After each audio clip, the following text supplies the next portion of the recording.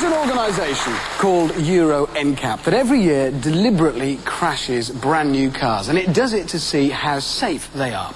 It then awards them a star rating out of 5 depending upon how well they do.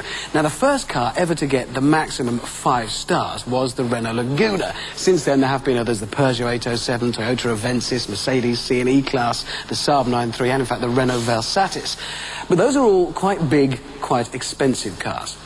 The first and still the only small family hatch to get the maximum 5-star rating is this, the new Renault Megane.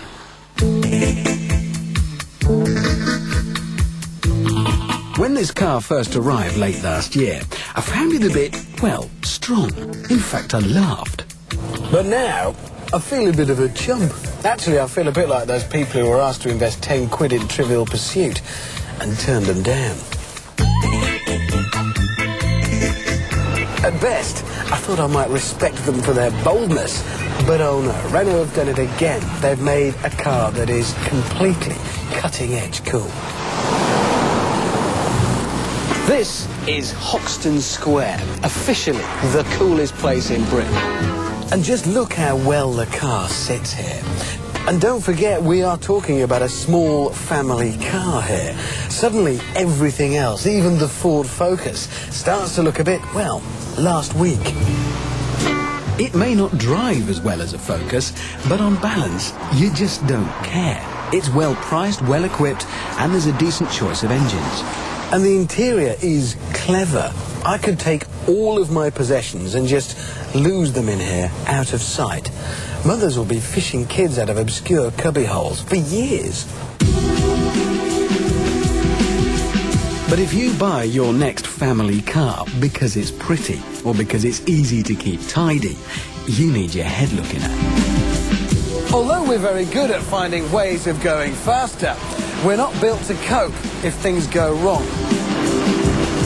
In a typical crash of between 30 and 40 miles an hour, your head will be thrown forwards with a force of 40 or 50 G. That means it weighs suddenly 50 times as much as usual.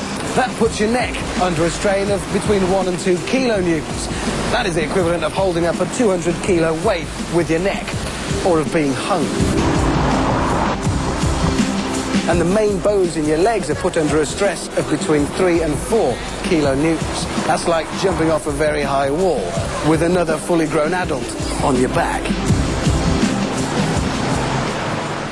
Suddenly, the Megane safety features begin to look a lot more interesting. Things like crumple zones. It's designed to come apart at the seams, dissipating energy around the car and leaving you safe inside.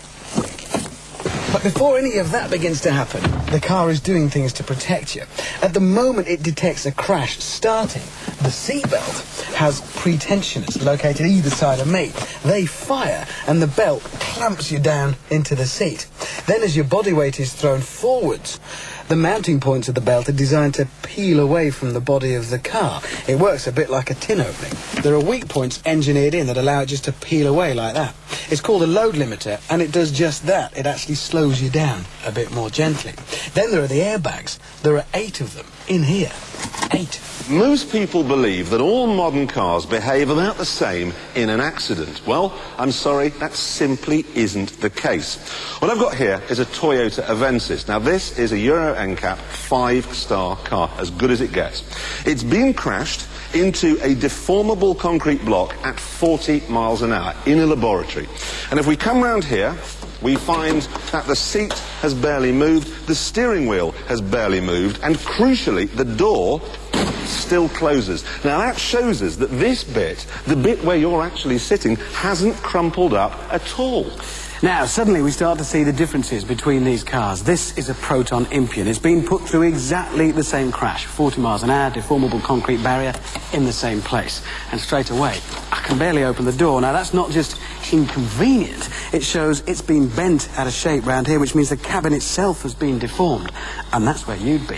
And if we look inside, we can start to see why this is a 3-star car. Things like this. The brake pedal has been shoved right up here. Your foot would have been on there. Now, that would damage your ankle. It could damage the cruciate ligaments in your leg, which is bad. Worse still, the steering wheel has been shoved back. Now, that can damage your chest, which could be a lot worse.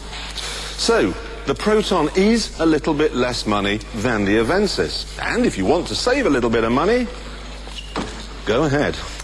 And you can't tell just by looking at the cars which will do best. This is a small car, a Ford Fiesta. It's been put through exactly the same crash, 40 miles an hour, deformable concrete barrier. And if we look inside, we can see immediately why this is a four-star car. It's not too bad in here.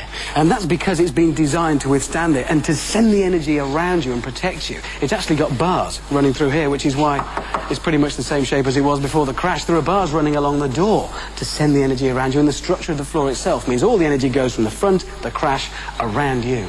Now, an apology. Earlier